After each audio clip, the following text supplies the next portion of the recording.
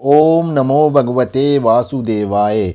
श्रीमद् भागवत महात्म्य छठवां अध्याय। संत कुमार द्वारा कथित भागवत सप्ताह का विधान। नारद जी ने संत कुमार जी से पूछा, हे महात्मन, अब आप कृपा कर श्रीमद् भागवत महापुराण की सप्ताह यज्ञ विधि का वर्णन कीजिए। संत कुमार जी बोले, हे देवऋषि, इस कथा को भादों, श्रावण, कार्तिक और अगहन इन 4 महीनों में सुनना श्रेष्ठ माना गया है।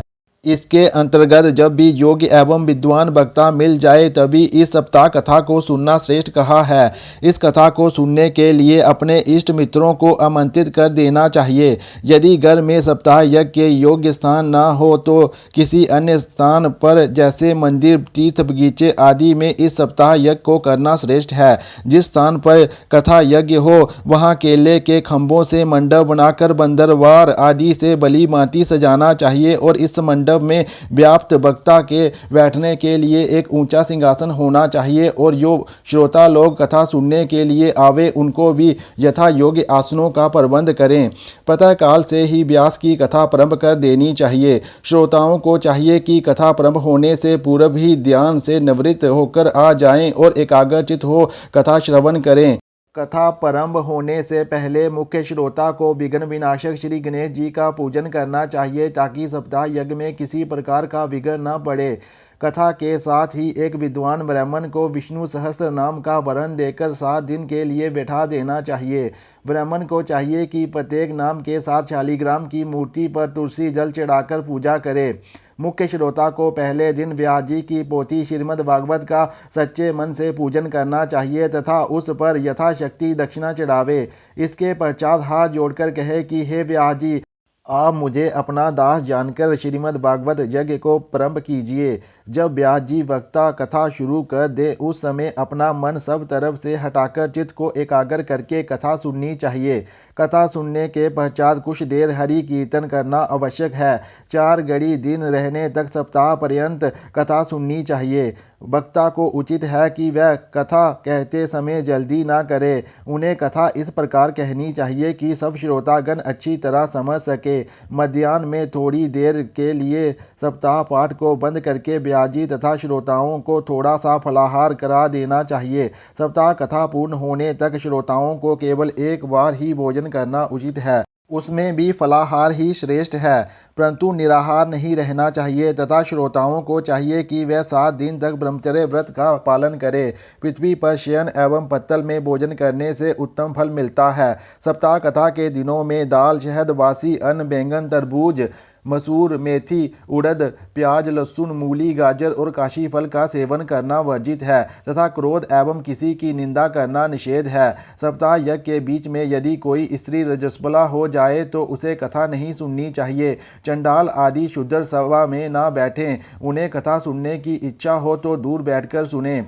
सभी श्रोताओं को सत्य बोलना तथा जीवों पर दया करनी चाहिए। इस सप्ताह कथा के सुनने से उत्तम फल प्राप्त होता है तथा जिसको जो इच्छा हो भगवत इच्छा से उसे वही फल मिलता है। इस कथा समाप्ति पर नित्य प्रति श्रोताओं को तुलसी दल तथा प्रसाद बांटनी चाहिए।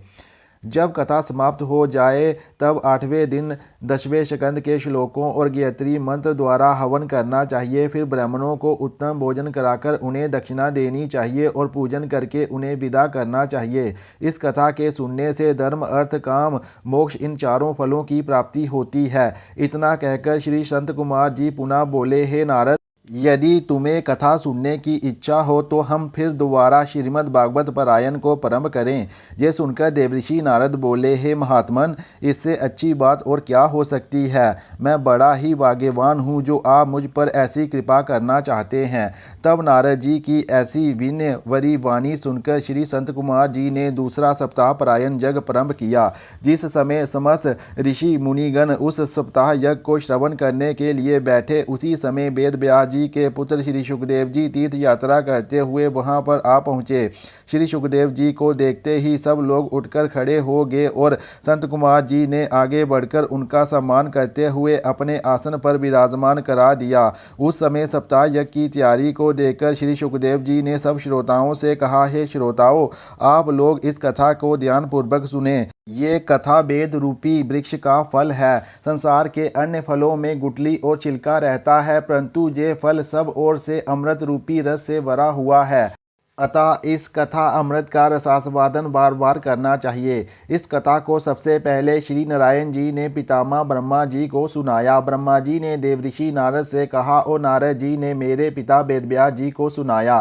फिर उन्होंने मुझको सुनाया था। मैंने इस पवित्र कथा को राजा परीक्षित से कहा था। ये श्रीमद् भागवत महापुराण 18 पुराणों में सबसे उत्तम है। साधु महात्माओं का ये सर्वस्व धन है। स्वर्ग लोक में तपस्वी जन, ब्रह्मलोक में ब्रह्मा जी, कैलाश में महादेव जी और वैकुंठ लोक में श्री लक्ष्मी जी इसी कथा का पारायण करती हैं।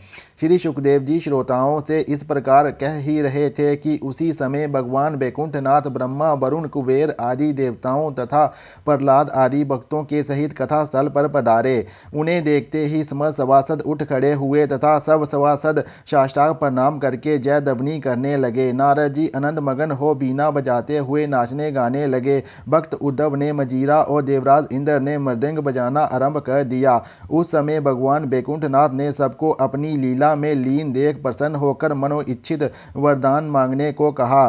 तब प्रभु के वचन सुनकर नारद आदि ने उनसे हाथ जोड़कर इस तरह विनती की, हे कृपा सिंधु, आपके दर्शनों से बढ़कर कोई वस्तु नहीं है, अतः हमें कृपा करके अपने चरणों की भक्ति दीजिए। इस प्रकार विनय सुनकर वैकुंठनाथ प्रभु तथास्तु कहकर अंतर्ध्यान हो गए। इस प्रकार सप्ताह यज्ञ का दूसरा परायण भी आनंद मंगल सहित संपूर्ण हो गया। इतनी कथा सुनकर शौनकादिक 88,000 ऋषियों ने सूत जी से कहा, हे सूत जी, श्री सुखदेव जी ने ये कथा राजा परीक्षित को कब सुनाई थी और गोकर्ण तथा संत कुमार जी ने कब कही थी, ये कृपा कर हमें बतलाइए।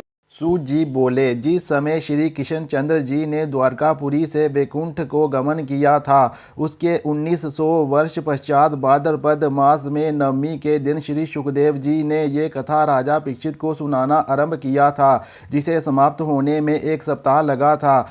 उसके 200 वर्ष पश्चात गोकर्ण ने ये सप्ताह यज्ञ किया और उसके 306 वर्ष बाद श्री संत कुमार जी ने नारद जी को ये परम पवित्र कथा सुनाई थी। अब उसी कथा को हमने तुमसे वर्णन किया है। जो कोई इस पतित पावनी कथा को आदरपूर्वक पढ़ता, सुनता तथा सुनाता है, उसे समस्त फल प्राप्त होते हैं और अंत में मोक्ष को प्राप्त होता है। इति श्रीमद्भागवत महात्म्ये समापत।